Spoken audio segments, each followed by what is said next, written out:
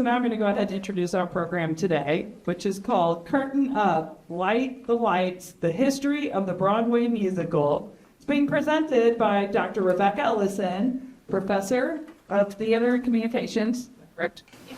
And some of the cast of Jefferson College's summer musical, The Musical of Musicals, The Musical. Dr. Rebecca Ellison is directing her 74th production with The Musical of Musicals. And she started as an actress in the production of Peter Pan many, many years ago. That's what it says. It's my database. We're not going to share women here. She played a lost boy and progressed to directing in the 1990s at Marion High School in Marion, Illinois.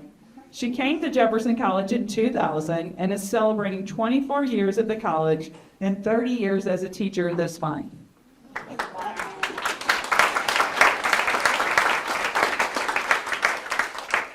Today we will learn just how the truly American form of theater got its start, from vaudeville to Hamilton, with highlights from the summer musical, The Musical of Musicals, The Musical. Known as the name of our summer musical, let me tell you. Joining Dr. Ellison today are Chris Onkley.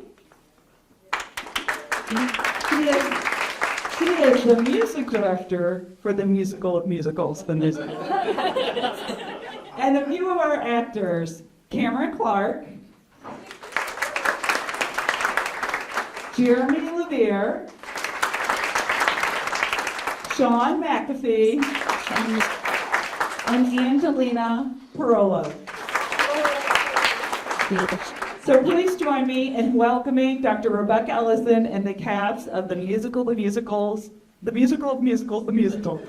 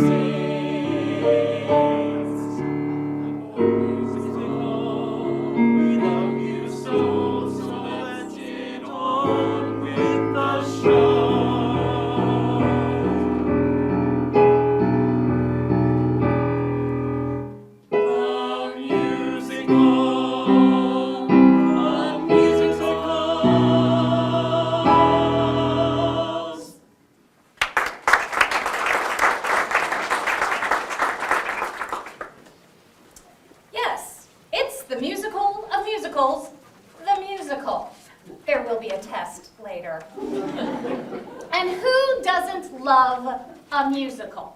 So first of all, I have to ask, does everyone in here like musicals? Fantastic. Now, the audience participation part, you have to tell me why you love musicals. Just a few smattering of answers. Why do you love a musical? Entertaining. Entertaining. Music. Happy. Lively. What was that? Fun! All the wonderful things. Well, have I got news for you? With this production, we have 5 musicals in one. Yes, 5 in 1. How do they do that? Well, this production takes everything we love about musicals. They're lively, the music, fun, entertaining, and rolls it into one production. The Musical of Musicals, the musical, takes the same plot line. So we have a girl who can't pay her rent. Sad. And there's, of course, the evil landlord who's trying to make her pay the rent. Boo. And then there's the boy she loves who won't admit he loves her. Typical. And we have, of course, the woman who gives all the good advice. Yeah, there you go.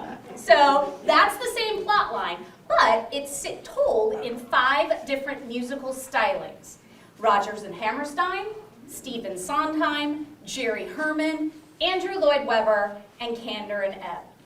All amazing composers and lyricists that contributed greatly to the genre we all know and love, the American musical.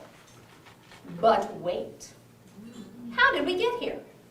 I mean, we can't celebrate all of these great composers and lyricists until we know exactly what came first.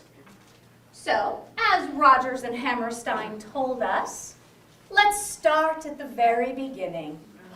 A very good place to start. So to begin with, I'd like you all to picture it. The Harz Mountains in Germany, circa 1600. And it's where we're going to meet Amina, a very poor but lovely village girl. Rodolphe, an impoverished artist who is engaged to marry Amina. Barbara, Amina's scheming foster mother.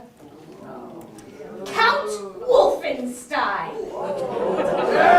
the wealthy and treacherous count who wants Amina for himself. No. And working with Count Wolfenstein is, of course, Barbara. And Herzog, the evil sorcerer. Yeah. And also wandering about the picture is von Puffengrunts. Yes, you heard that correctly. Von Puffengrunts, the Count's steward. And Dr. De Geer, could I borrow you? That would be great. I know he's eating. Sorry. But I do need the wise old woman. Fairy Queen Stalacta. All right. So now we have our cast of characters. And I'd like us to hear just a little bit from them. You're fine. You just stand there, Stalacta. Okay. Are we ready? Here we go. He comes. Room there for his lordship. Salutations of the good Dame Barbara. Oh, your lordship. And how fares your lovely charge? Oh, may I please your lordship? Quite well. A little nervous from over-anxiety to see your lordship.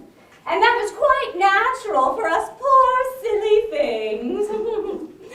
I suffered dreadfully in that way when my poor dear dead and gone Christopher courted me many and many a time. But the fair Amina. Oh, is quite ready and dying to see you. I will present her to your lordship at once. Allow me, Dame Barbara, to do the honors. My lord, Count Wolfenstein, permit me, Rodolphe Werner, a poor artist, to present to you Amina, foster daughter to Dame Barbara, a free maiden of this valley, and my affianced bride. Who is this madman? Oh, nobody, dear lordship. That is a poor, weak simpleton who imagines he is betrothed to every girl in the village. As your lordship truly says, a madman. A madman. Mercy on us, we shall all be murdered. Seize him, secure him, somebody, everybody. His misfortune claims our pity. Let some of his fellows conduct him hence, and see that no harm comes to him. My lord Count! Begone, Sirrah! 'Tis he, the lover. He braves me too. Von Puffengrunts, track yonder. Knave, seize him, but let no eye see you. Place him in the secret vault beneath the eastern wing. Once there, you know the rest. I understand. Now silence on your life. Not a word that you've ever seen him before. If the Count were to know, well, mercy on me. I tremble to think of it. There would be not a head left on any of our shoulders. Yeah. But is it? Why, wait a minute. Queen's still standing over there. And is that really how it's going to end? It's going to end with Amina having to marry, Count Wolfenstein? Boo. So let's find out what happens next. Wolfenstein does not think that Barbara here can get the job done. So he goes to Herzog, the evil sorcerer, and makes a sort of deal with the devil. Wolfenstein says he will provide a fresh soul annually, Rodolph being the first, in his assistance in making Amina love him. But wait, true love cannot be thwarted, but evil can. But who can thwart evil? But the good queen, fairy queen Stalacta! Yes, yay! She arrives and she intervenes to reunite the lovers and defeat the earthly forces of Wolfenstein and Barbara, and the supernatural forces of Herzog, and as Herzog sadly proclaims in the end, foiled, tricked, crossed in the hour of my victory. The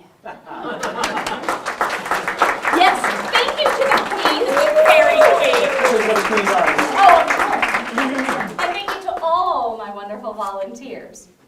And now I know you're sitting out there right now going, what in the world was that? My students ask the same thing every day.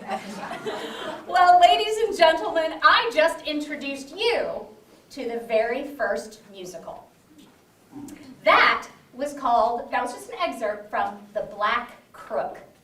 On September 12th, 1866, at Niblo's Garden in New York, The Black Crook debuted.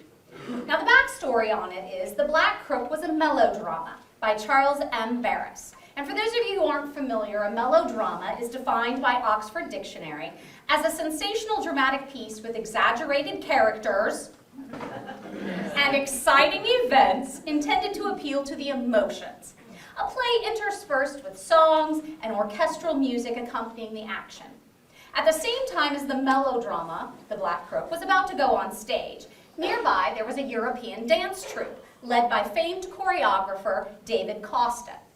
And they were set to perform at the Academy of Music.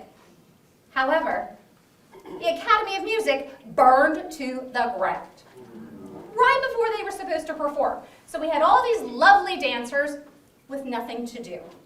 So Costa, their choreographer, met with William Wheatley, who was the manager at Niblo's Garden, and a plan was hatched. Wheatley's production already had spectacle, so why not add a little more? He decided to incorporate the dance troupe into the melodrama.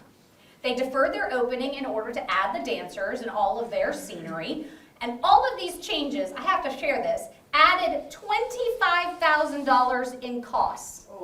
In 1866. Yeah. So, September 12th, the show opened. An opening night performance ran for 6 hours. Ours is not that long. Guaranteed. All right. Now, first of all, you might be surprised to learn it was a hit. I know, 6 hours, and it was a hit. First, it was not a very good play. But what it did have was spectacle, and everyone loves spectacle. It was also rumored that the chorus girls and dancers were practically nude. I'm sorry, yes, they were practically nude. That's what they said. And the most popular song of the show was called "You Naughty, Naughty Men." An editorial in the Herald stated, "Nothing in any Christian country or in modern times has approached the indecent and demoralizing expedition." Yours isn't like that either, right? No. You'll find out. It's 2024. performance and was shocked by the tableau at the end. It was 13 wordless minutes, musically underscored change of scenery with, as Twain stated, beautiful, bare-legged girls. Nothing but a wilderness of girls, diminishing in size and clothing. And with that, it ran for 475 consecutive performances and took in over $1 million. So many historians believe that it might have been the rumored indecency and such that, brought the crowds in. We're hoping the same, just gonna put that out there. However, what actually became reality was the new genre emerging. Drama, comedy, music, dance, extravaganza. It was the birth of the musical. But before we can have a full-blown musical, we gotta take a few baby steps. So first, there was vaudeville. In the United States, vaudeville is a term used for light entertainment popular from the mid-1890s until the early 1930s. And it consisted of 10 to 15 unrelated acts: magicians, acrobats, comedians, trained animals, jugglers, singers, and dancers. Now, variety entertainment was already really popular, but with The Black Crook and other plays, we saw vaudeville come to fruition. Soon followed revues.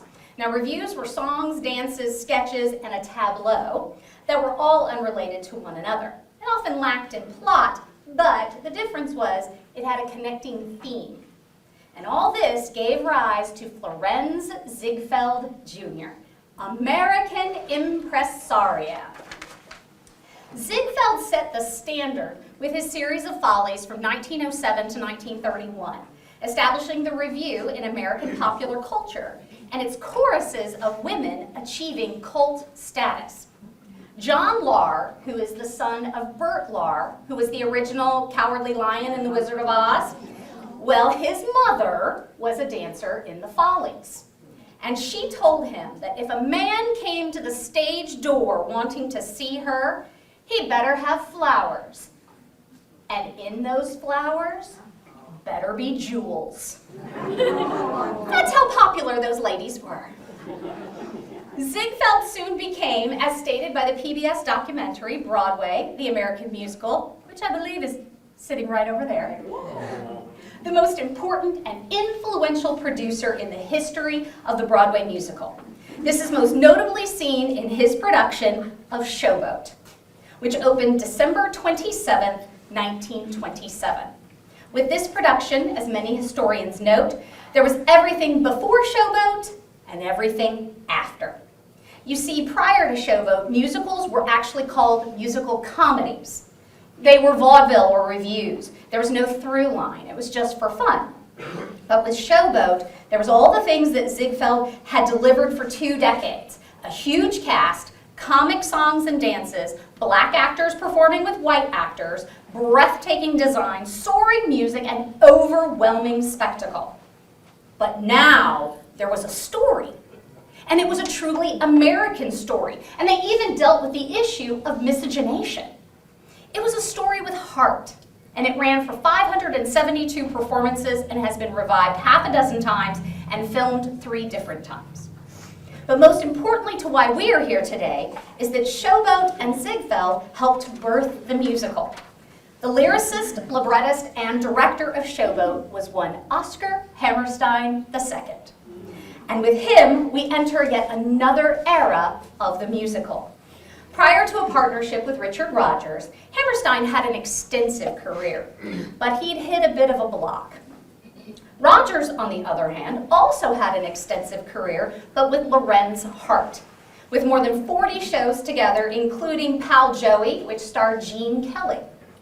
But Hart had health problems and had to end his working relationship with Rodgers. Rodgers had discussed with Hart a musical adaptation of the folk play Green Grows the Lilacs. But Hart turned him down due to his health issues. And as a matter of fact, just a year later, Lorenz Hart passed away. So with Hart's blessing, Rodgers contacted Oscar Hammerstein to be his new collaborator. and Green Grows the Lilacs would become Oklahoma. This was 1943, and Oklahoma was a beautiful fusion of Rogers' musical comedy and Hammerstein's operetta style. You see, prior to Oklahoma, musicals were beautiful dancing girls who always opened the show with a big number. Famous comedians in a specialty role, wisecracks, puns, and double entendres. When Oklahoma first took the stage in out-of-town tryouts, it was actually called, there was a name before Oklahoma, it was called Away We Go. And critics did not want to go with them. They were not fans. And they actually tried to convince Rogers and Hammerstein to make a change in their casting for the peddler, Ali Hockham. They were like, you need Groucho Marx. Yeah, I know. You're all like, I know Oklahoma. I don't know Groucho Marx. So none of this was what Rogers and Hammerstein envisioned. They didn't want the same old, same old. They wanted to advance the genre.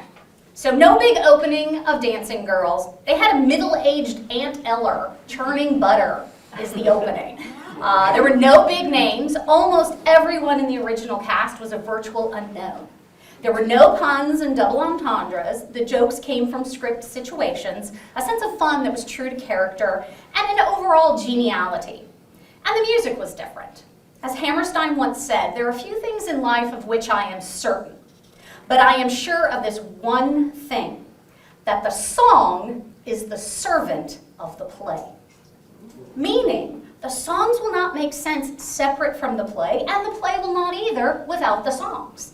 Stephen Sondheim, who was mentored by Oscar Hammerstein, said of Oklahoma, the story is told through its songs, not just with its songs.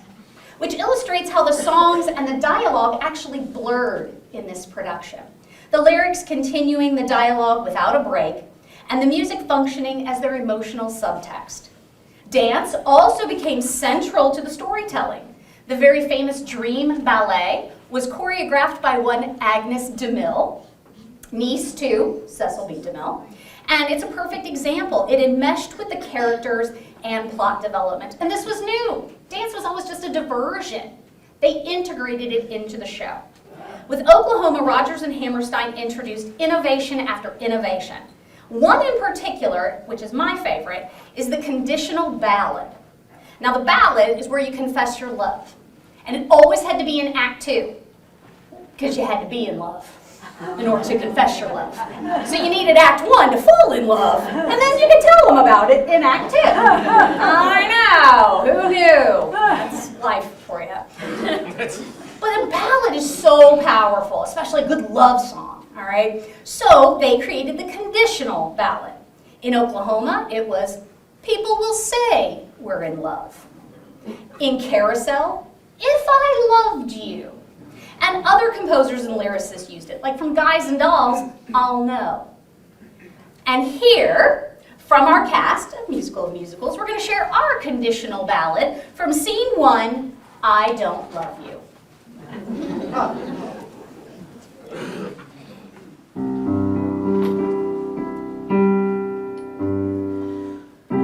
I don't love you, though people will say that I do. Oh, I don't love you, and I hope that you don't love me too. If I did, which I don't, I would tell you so, but I don't, so I won't. Okay, now you know. I don't love you.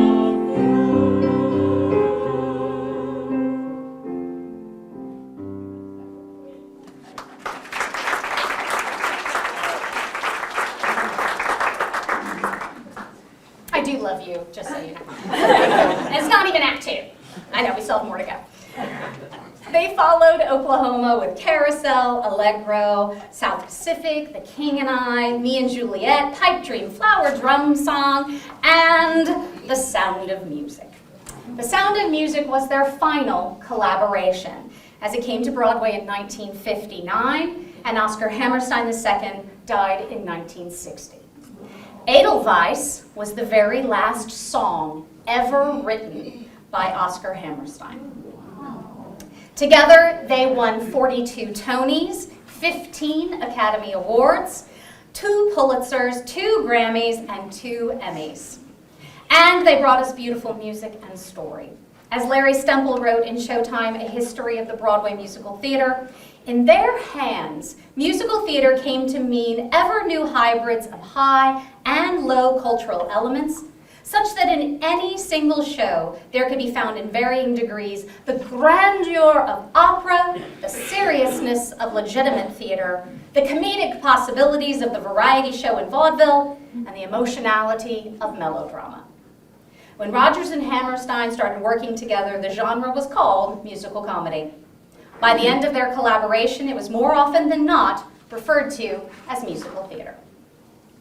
Now, as I stated earlier, Oscar Hammerstein was a mentor of a young Stephen Sondheim. Sondheim once said, "Oscar taught me that a song should be like a little one-act play, with an exposition, a development, and a conclusion. And at the end of the song, the character should have moved to a different position from where he was emotionally at the beginning." Sondheim, early in his career, worked as a lyricist, and he worked on West Side Story, Gypsy, and Do I Hear a Waltz? His earliest shows as composer and lyricist were the successful A Funny Thing Happened on the Way to the Forum, and the failure Anyone Can Whistle. It was his collaboration with Hal Prince for 11 years that created some of the, as Stemple calls them, most challenging and innovative and probing works of the era. We had Company in 1970, Follies in 71, A Little Night Music in 73, Pacific Overture 76, Sweeney Todd, The Demon Barber of Fleet Street 79, and Merrily We Roll Along in 81. After his work with Prince ended, he did have some other notable works like Sunday in the Park with George in 1983, Into the Woods in 87, and Assassins in 1990. The beauty of Sondheim is that all of his musicals varied in genre. I mean, Company had no plot. It was a concept musical that was about the ongoing discussion of the nature of love and marriage. It neither celebrated nor disparaged being married or being single. Then you have Sweeney Todd, which was a melodrama in which a barber returns to his town of origin and takes revenge on the injustices he feels he suffered by murdering his victims and using their corpses to fill meat pies. Cannibalism, yeah, I know. You're like, what? That is not in our show. Okay, not in the show. Pacific Overtures is done in a kabuki style.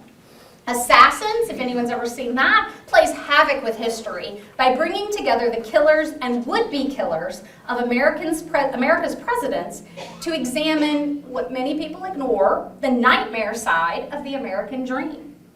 And then we have Into the Woods, which interweaves the stories of familiar fairy tale characters to pose questions about communal responsibility and individual morality. Sondheim has left a mark on musicals, mainly in the influence on today's writers. He forged the creative path to dramatize complex and mature subject matter with sophisticated musical means. And now we're going to sing a little something from our Sondheim section called Welcome to the Woods.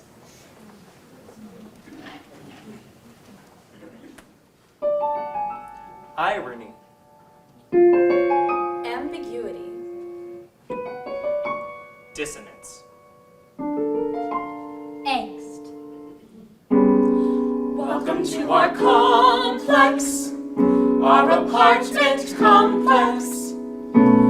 Welcome to the woods.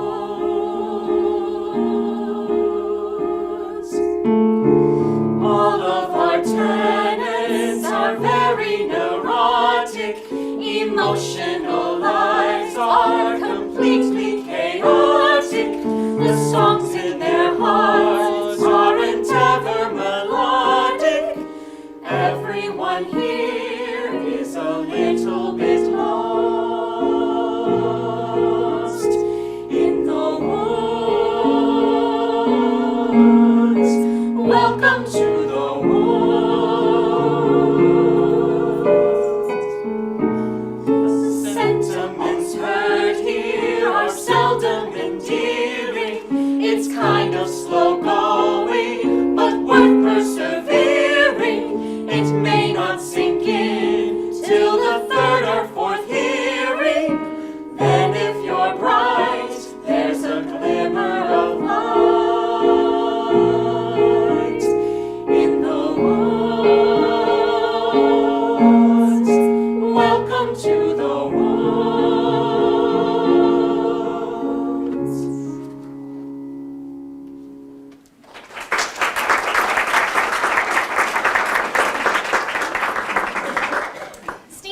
Time's career spanned from 1957, where he started at the age of 27, until his passing in 2021.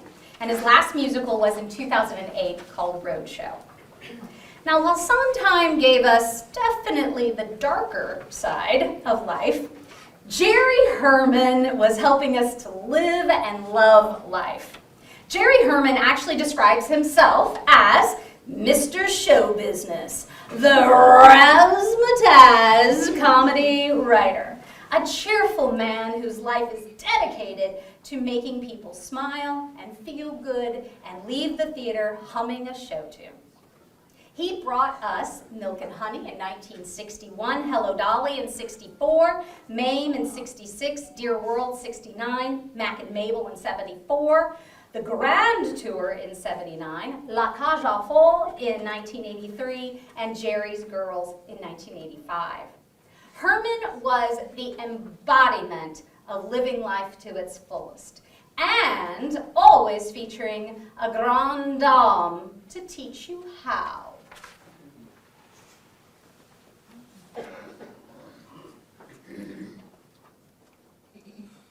That was so helpful. Thank God you're here. Abby, you're our dear. Abby, your heart is made of pure gold. Lame. Talk is cheap as dirt, but still you know your 2 cents is worth a million. Oh, Abby, dear Abby, don't ever go away. We want you here, we want you here. Abby, we're sincere, we're sincere. Abby, your TLC is A-OK, 'cause you're strictly SRO from A to Z. Wow, it must be great to be you, so stay right here where we can see you. Oh, Abby, dear Abby, don't ever go away.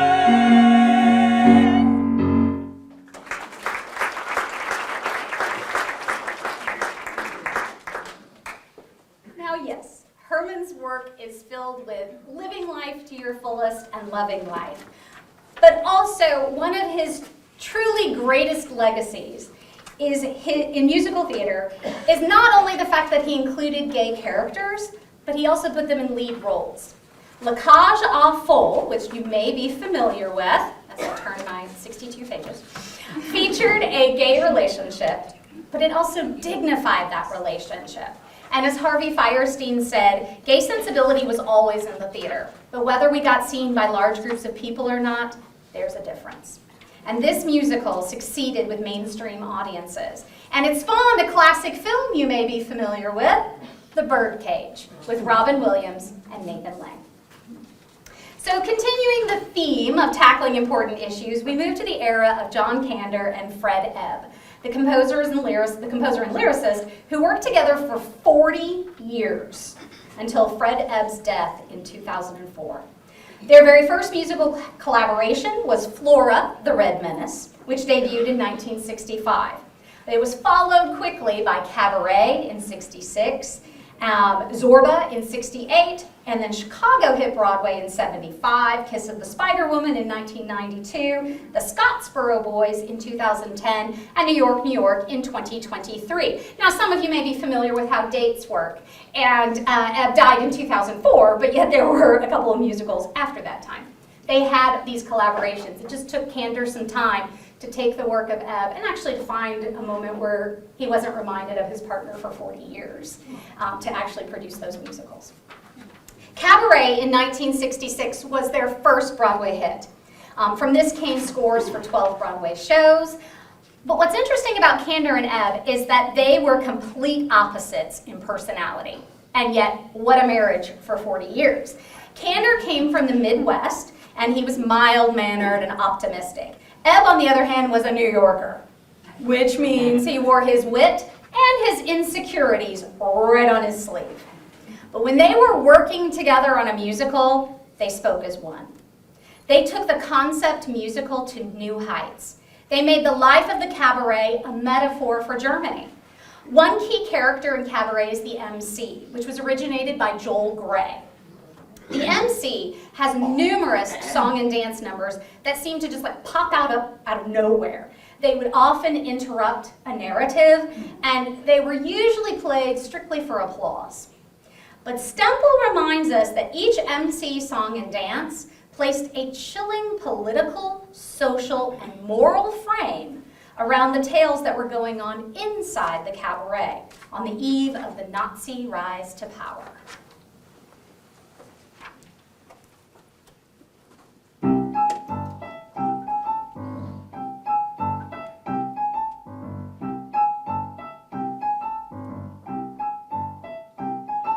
The world can go to places. Who cares? It doesn't faze us. We've got booze and songs that use a lot of foreign phrases. Hola, aloha, hello, shh, we're gonna speak easy. Bye bye, ta ta, cheerio, shh, speak easy. Hasta la vista, and Erin no bra. Achoo and gazoon tie, and que sera sera, ya. Hola, aloha, hello, shh, we're gonna speak easy. Drink your wine, 'cause life's a cabernet. You might get a drinky, you might get a smoky, and if you're kinda kinky, it might be okie dokie at the speakeasy. It's hard to say.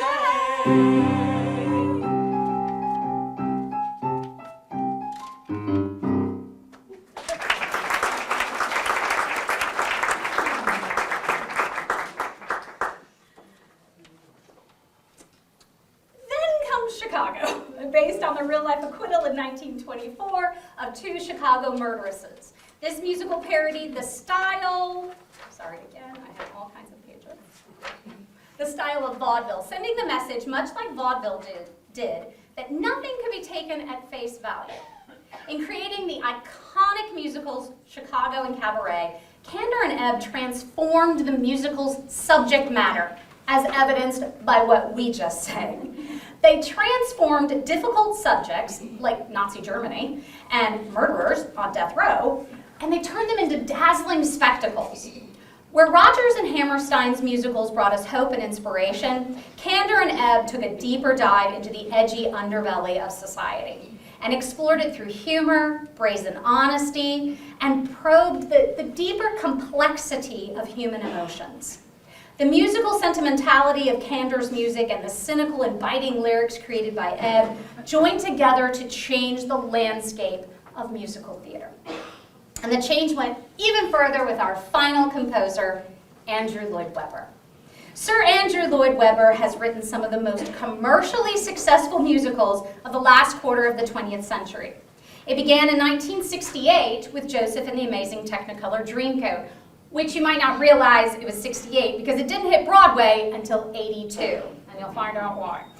Followed by Jesus Christ Superstar in 71, Evita in 79, Cats in 83, Starlight Express in 87, Phantom of the Opera in 88, Sunset Boulevard in 94, School of Rock in 2015, and Bad Cinderella just last year in 2023. The reason why it took a little bit of time was I'm sure many of you are familiar with the 1964 catchphrase, British invasion. Now this started as British rock groups made their way into pop music and in the United States. But 2 decades later it was used when there was an influx of musicals from England laying siege, as critics put it, to the market in Broadway musicals. Americans were very unhappy with this invasion, and the English were unhappy too with the reception they were receiving. But it was the work of Andrew Lloyd Webber, in collaboration with Tim Rice, that actually proved the exception and changed things for musical theater and made it a little more inviting for people to come from outside the United States. They became, as one enthusiast called them, the men who would bring Broadway up to date. Rice had a flair for writing lyrics that were wry, edgy, current, and Lloyd Webber had a gift for composing romantic melodies in a blend of pop and classical styles. They focused their themes on tales that were universal. They included songs in a rock idiom. They used little dialogue in moving from one song to the next. Lloyd Webber's best musicals were flashy spectacles that featured vivid melodies and forceful and dramatic staging. He was able to blend such disparate genres as rock and roll, English music hall song, and operatic forms into music that had a wide popular appeal. And so our final song that we'll sing is called Aspects of Junita. And I think you'll be able to see the blend of those disparate genres.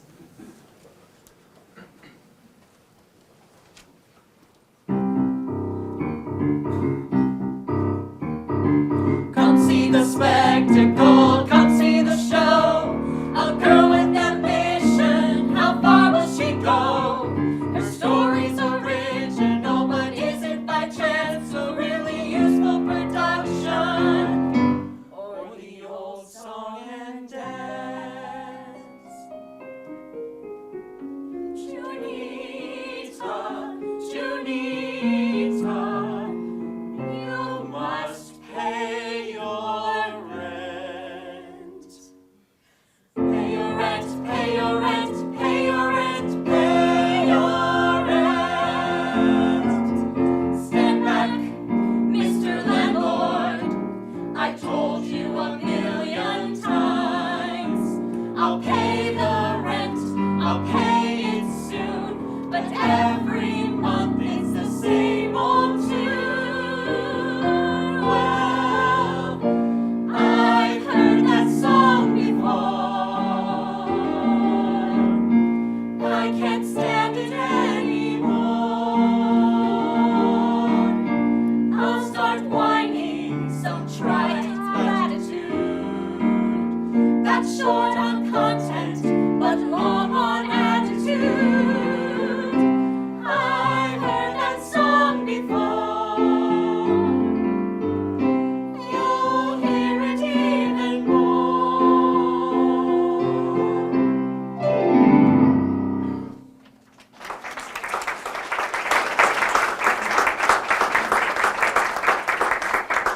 And you will hear it even more when you come and attend the musical.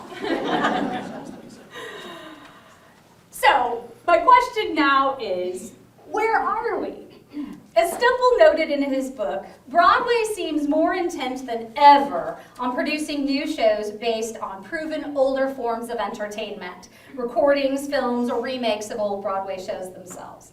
We've got musicals based on movies. Pretty Woman, Beetlejuice, Mean Girls, Back to the Future, The Notebook. We have musicals bringing the animation of Disney to life, Little Mermaid, Beauty and the Beast, Lion King. Musicals based on books like Wicked, The Outsiders is now a musical. There's also others, Rent, The Light in the Piazza, Hadestown, MJ, Moulin Rouge, On Your Feet, A Beautiful Noise, the Neil Diamond musical, Six, and so much more. Who knows where we will go from here? But I only see a bright future. One with the curtain up, the lights lit, and every person getting the opportunity to see themselves on stage. Thank you.